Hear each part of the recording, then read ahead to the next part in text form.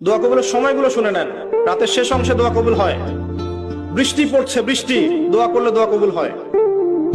আজান হচ্ছে, আজান, আজানের উত্তর দেন, উত্তর দেওয়ার পরে আজানের দোয়া পড়েন, তারপরে রাসূলের প্রতি দরুদ পড়েন সাল্লাল্লাহু আলাইহি ওয়াসাল্লাম, হাত উঠিয়ে দোয়া করেন, দোয়া কবুল হয়ে যাবে ইনশাআল্লাহ।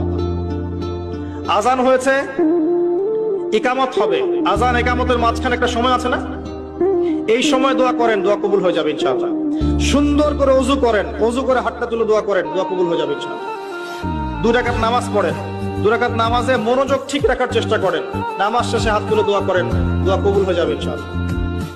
আপনি কোনো ভালো কাজ করেছেন, গোপনে দান করেছেন বা কোনো দান সাদাকা করেছেন, ভালো কাজ করেছেন, কেউ দেখে নাই, আল্লাহ দেখেছেন, এই কাজটাকে ওসিলা করে দোয়া করেন, দোয়া কবুল হয়ে যাবে ইনশাআল্লাহ। কিয়ামতের মাঠে এমন অনেক ঘটনা ঘটবে যেটা আমাদের চিন্তার বাইরে। আরেকজন ব্যক্তিকে ডেকে আনা হবে, যে ব্যক্তি 1টা 2টা নয় বরং 100টা খুন করেছে। সে 99 জন মানুষকে হত্যা করার পর ফতোয়া খুঁজে বেড়াচ্ছিল যে আমার তওবা কবুল হবে কিনা।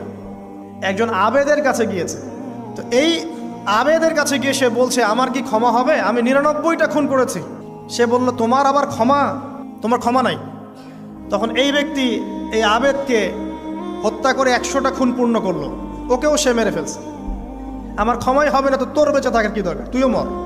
আল্লাহ রাব্বুল আলামিন এই ব্যক্তির মধ্যে একটা চেতনা তৈরি করলেন যে আমাকে তওবা করতে হবে। সে তখন সার্চ করতে লাগলো আরও কোনো আলেম আছে কিনা।